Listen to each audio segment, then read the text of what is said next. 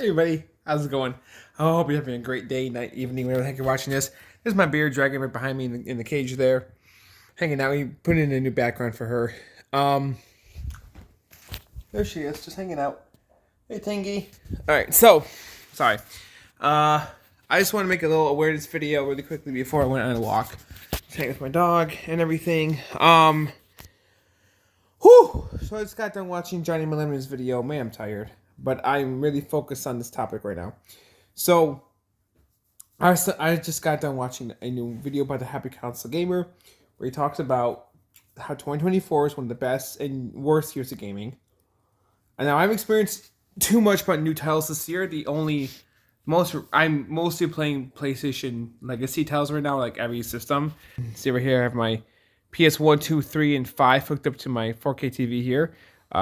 Since my last video, I did get a PS3 Slim, so yay for that. I don't know if I'm ever going to get my PS3 fixed or not. This is probably my favorite PS2 game ever, Tulip.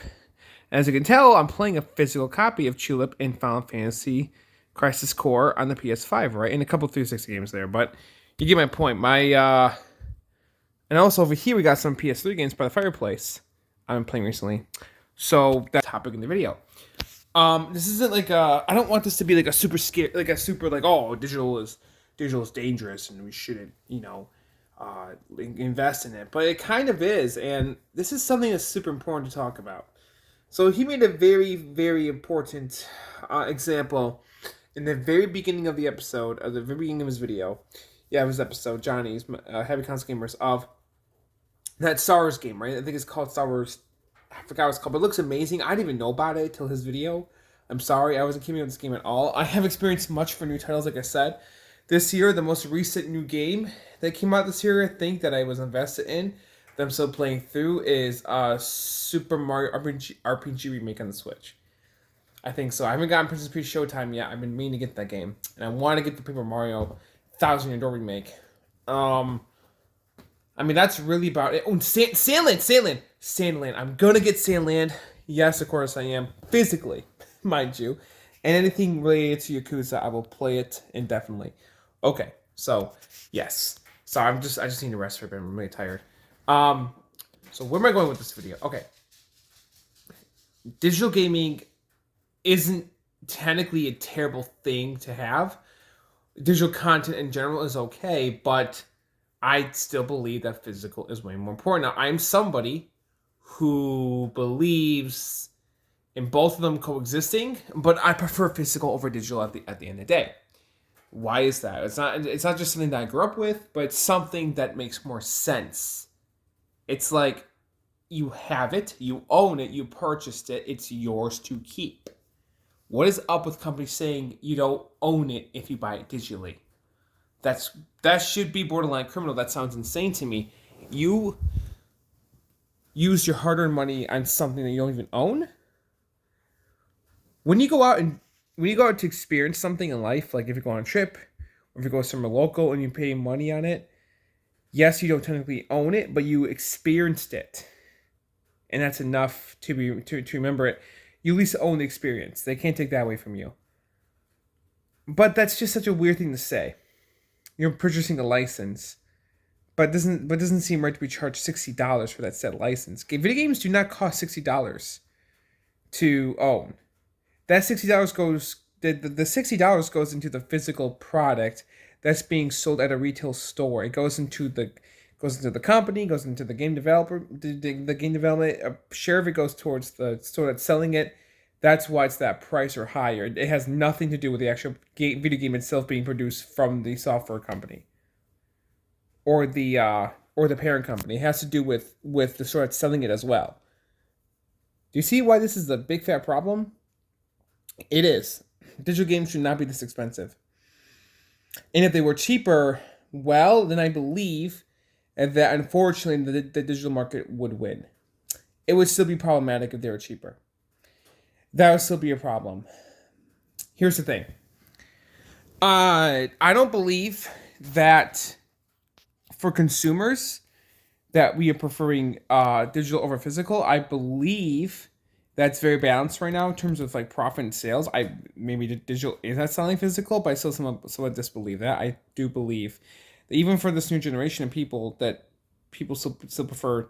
A lot of people still prefer physical. Some people prefer digital. There's a lot of people out there that prefer digital over physical, anyways. And this is not just for gaming. This is for all media. I know a lot of old folks that prefer digital because it's easier, right? That's how they get you. So this is why this awareness video is so important, okay? Adam Koralik made a video just like this not that long ago about the whole Best Buy Walmart scandal thing, that they're getting rid of physical media. Yeah, companies are trying to force us to consume into digital media. And that's a bad thing because you lose less control. You as a consumer lose a lot of less control. You do not have control over what is digital. They said it themselves. You're not really paying for the product. So if you're somebody who wants to download things online for free, by all means, go right the hell ahead. I'm not saying I fully condone piracy, but like if you technically don't own it, if it's digital, then piracy isn't stealing. That is not right. It's not right. They can take it away from you. You spend a lot of money on that thing. You earned that money. That does not seem right. That should be borderline illegal. And there's ways to vote. You can take it to Congress. You can do what you need to do. It is illegal. It is wrong. It wouldn't sound legal yet, but it should be. It is wrong. So that is for damn sure. So. What to do here? What to talk about? So, I believe that the most important thing that we as a human species, watching this video, should do is vote with our wallets. That Star Wars game is going to cost $180 digitally. Why in the God's name would you even buy it for that price? Don't buy it. Don't buy it. Vote with your wallets. They're trying to make us. I believe it's going to end up happening is that they're going to force consumers into it all being digital, and in the moment when products are being taken away, like off the digital stores, we're going to quickly be like, this is wrong. We need to go back to physical as soon as possible. Let's not let that happen. We have the chance to now create a world before it's too late, where we can push for more control on our side for sure. We are the ones who need to change the digital industry. We are the ones who need to change the physical industry. We're the ones who need to change where this is going. Not the parent companies, not the big corporates, not the not the people making the product for us, but we who purchase it from them, because they are trying to taint what shouldn't be tainted. Okay? Like, think about it. They really are. So, yeah. Please watch Amcrack's video about this. It's very informative. Please watch Johnny's video about this. It is very concerning stuff. I agree. It is. I prefer both, but I mostly play my games physically. Whenever there's a game that I own, all the games I own that are digital that I can think of, like 95 to 99 to possibly 100% of them that are like, it doesn't matter what the price of them are. The item digital that have a physical version, I have that physical version. I do. Like, for example, one game that comes to mind is Persona 4 Golden. Persona 4 Golden on the PS4 does not have a physical version, but I do have the original game on PS2. And I used to own Persona 4 Golden on the Vita. That's how I first played it physically. I did. So, yeah, that's a game that comes to mind where I don't technically own a physical version of the PS4 version, but I own one of the PS2 version. And if I think there might be a physical version from Asia, I haven't checked it, from Japan. I haven't checked yet, but if there is, I will probably import it one day. Or I'm just waiting for a physical version to come out. It may not happen. That's okay, so I'll just import one. Why the hell wouldn't I? So, yeah, guys, we got to be careful. We got to be careful of this sort of thing. It's weird that Baldur's Gate is digital only in the States. That is very concerning. I forgot all about that. That Baldur's Gate is digital only game. That's very sad. Because that is an incredibly cool game. It's just sad that it's not physical. Very weird stuff. This is scary. That is cool, but imagine a time where Baldur's Gate is no longer be able to play. And there's something else I should touch on before I turn off the video, right? So, yes, Johnny mentioned that, okay, yes, the thing says internet connection required to download. And he said that's a big problem. It is a big problem. He's absolutely right about that. Now, some of y'all younglings out there, okay, who may not fully grasp this concept yet, or if you're old, whatever, might say, okay, well, might tell yourselves, this said game is on this console that I don't have money to buy right now. But I know for a fact that that game is going to have a huge install base. It's going to sell like hotcakes. It's going to sell a million units.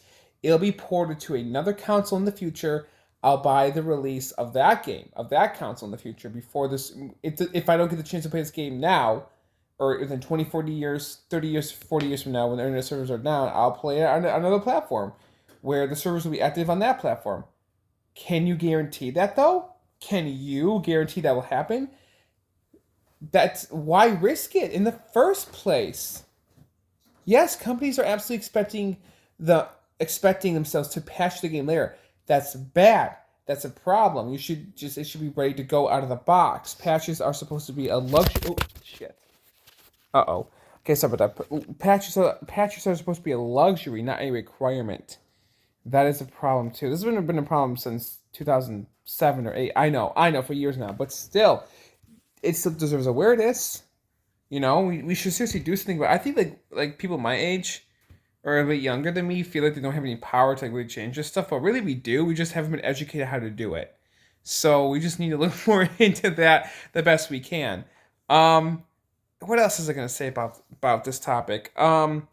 So for those of you out there who might be in high school, middle school, watching this video, maybe a little bit older, who don't really have a job or a career yet, imagine being somebody who gets home from a long day of work, or maybe even now, long day of school or something, and you're tired and you want to just sit on your butt and play a game, enjoy yourself. Well, imagine turning that game on, you get a message saying you can't play the game now. It's done. You're just done. You bought the game, it was $60, $70, $100. Doesn't matter, it's been 10, 20 years. You still felt the payment of how expensive the game was probably. Maybe you forgot, and then it comes back to you. Wait a minute, that game cost me this much money. And now you're like, shit, now I can't play it. Now I can't play this game anymore. Would that seem fair? What if that money was yours that you earned from a job? Okay, maybe you got it for your birthday. Maybe your parents gave it to you. Maybe your grandparents gave it to you. Maybe an uncle, aunt, or sister, or sibling, brother, whatever. Maybe somebody gave you money to buy it. Maybe a family member or a friend bought it for you as a gift. Well, you shouldn't take that for granted. You should cherish that. Cherish that because somebody who loves you or who you love bought it for you. And to find out years later it doesn't work anymore, that'd be terrible. So either way, that situation would suck. Is what I'm trying to tell you. Is that it wouldn't be right, even if you bought the game yourself or somebody who cares about you and you care about bought it for you. It would be terrible if like 20 plus years later, oh no, the game doesn't work anymore. Unless if you supposedly had a falling out with that person, but whatever, it doesn't matter. My point is that it will be unfortunate. So, yeah, man. Weird stuff. Like, a lot of the stuff is nice. I'm not going to deny that. Yeah, it's cool how the games are getting better. It's cool how, it is nice that games, you do use the internet for certain aspects, but it shouldn't be, required. And patches and upgrades should not be required. No, the game should be done to finish when it comes out. It should be. It absolutely should be. A lot of the stuff there should be some laws against a lot of the stuff, or pertain to a lot of these problems and these topics and whatnot. There should be a lot of legal movement when it comes to the digital industry in general, and primarily for gaming. Primarily for gaming, yes. Music, books, and movies don't have much in jeopardy as gaming does. Oh, sorry. Especially since it costs so much money for this stuff in today's economy, it's ridiculous. There needs to be a lot of change here, a lot. And we need to look into a way to make that possible. We really do. This stuff, there's a lot to think about and look into. Why would you feel comfortable spending $180 on a product that you don't even technically own, that you can't hold in your hands? You can correctly say, I claim this. Now, you might be saying, okay, well, piracy, that's a no-no. Okay, think about it this way. Don't you think it's kind of funny that it's legal to sell secondhand items at secondhand stores and online? That's legal to sell it after you buy it. Okay, for your own profit, for that own person's profit. The parent company isn't gaining any money, any finances whatsoever from somebody else selling it over and over and over and over again. Yes, I know it wasn't initially bought, but the same thing can be said about a digital product that was bought by a consumer and they poured it online and a lot of people downloading it all over the place for free. It's hello, wake the fuck up. Like, what is up with calling digital content piracy and or downloading it online illegal and like, what the who cares? Like, just if they're gonna rob you $180, do it. Like, holy shit, you're not you are worth way more than that, buddy. Okay, if someone's gonna charge me $180 for a video game, you damn as well bet it better come with like a fucking statue, a fucking handbook, a fucking something else besides just the physical goddamn game case with a disc and manual and shit and beautiful artwork. Or an art book and all this other shit and maybe even another fucking video game. It should come with a lot more than just a digital fucking game. Holy shit. That's bad. All right, y'all. Please take the title of this video to heart, please. And thank you for watching. You watched the whole thing. Have a great night. Take care. Peace out and goodbye. This is House of Giver 921 signing out once again. And for the love of God, vote with your wallet. Be careful with what you purchase out there. Don't spend all your money in one place, especially if it's digital content. Especially if it's digital content. And do your best to take care. Bye bye. Have a good one. Peace out.